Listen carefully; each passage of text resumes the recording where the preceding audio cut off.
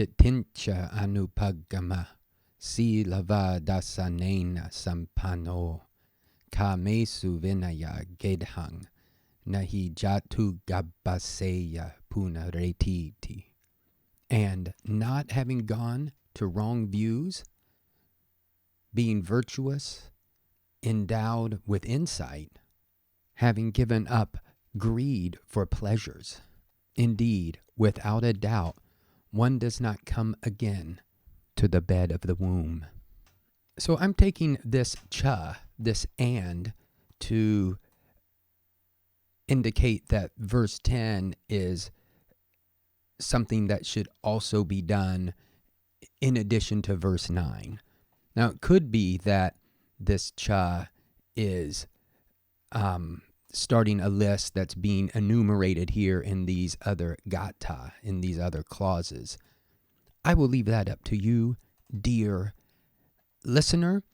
In poetry, it seems that it's a little harder to pin this down. It's a little more vague, a little more ambiguous. In prose, it would probably be much clearer. These chas would be written out. But I think for metrical reasons, the chas sometimes get ejected. We have this word anupaggamma. Now that is the negated upaggamma, and upaggamma is the absolutive from upagacchati, which really just means to go to. Putting all of that together, not having gone to, and then remember the object of motion in Pali, Sanskrit, is expressed by the accusative case. And that's what we have here in our first word. It would be diṭṭhiñca if it weren't followed with this cha.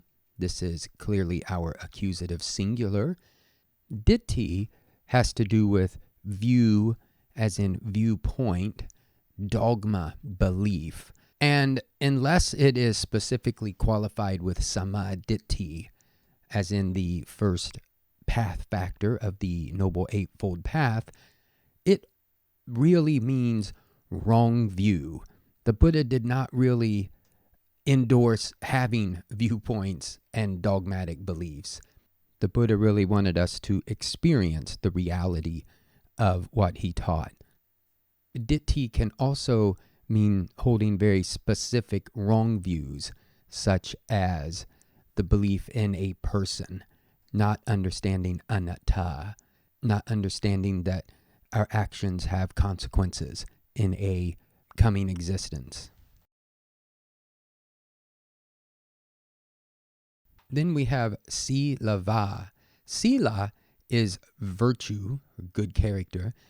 And whenever we come across va, which comes from vand, it is meaning that one who possesses, a possessive forming suffix.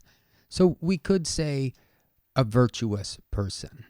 And then if we look at the end of this line, sampanno, that means endowed with, possessed of, abounding in. This is masculine nominative singular. I should have said the same thing about sīlavā, masculine nominative singular. Endowed with verbs like this, we expect an instrumental, kind of the way we express it in English. Endowed with dassanena. Now the actual form here is dassanena.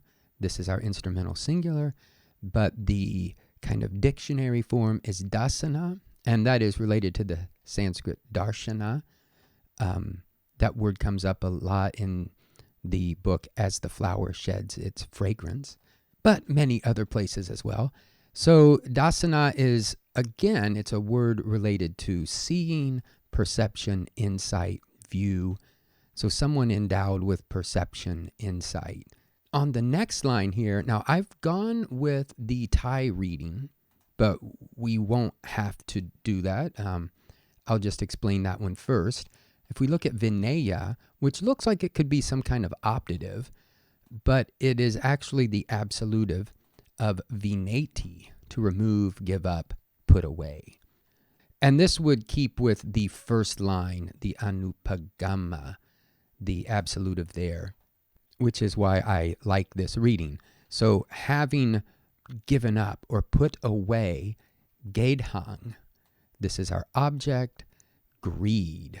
Having given up greed, and then Kāmesu. Kama, like in the Kama Sutra, kama means pleasure. This is a neuter locative plural, so pleasures, literally in pleasures. Give up, having abandoned greed in pleasures, maybe found in pleasures or resulting from pleasures.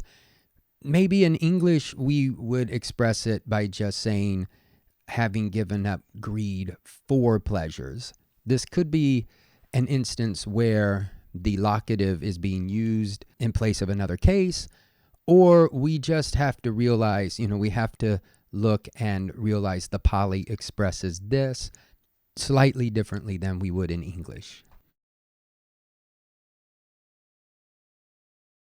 And then for our last clause here, has a few potentially tricky spots, let's put it that way. We begin with na, our negating particle, which means we should be on the lookout for a finite verb. And we actually have it here. If we go to the end, when I first saw retīti, I figured it might be retīti plus t. This final t is closing off a quotation. This is the conclusion of the whole sutta. And that will cause, if this I preceding it weren't long already, it makes it long. Now, what is happening here is that this R has actually, we've come across this before, this R is getting inserted for pronunciation purposes. So what we actually have here at the end is the verb at, which means to come, to go, to reach. Now this R right before it gets inserted because this word puna originally was punar. The R is usually not found, but in these cases where the following word begins with a vowel, the R is revived, as Deroysel, I think, says it. The ending here is just this verb at, na at. One does not come or go to puna again. I might have left that out in the quick overview translation. And then we have he, which means surely, indeed. And then another particle that is along the same lines, jātu, surely, without doubt. And then we're left with the remainder of this conglomeration, jātuggabbhaseyya. So jātu has caused this doubling of a G. Gabbha means some kind of interior cavity or the womb, or I should say specifically the womb. Seyya, at first, that looks like it could be the third person singular optative form of ati, but it isn't. You could try to translate it that way, but if we look at the commentary, notice that they have gabbhaseyya. And right there, when you see that ending, that tells us that it's not really a verb. And so this is an actual noun.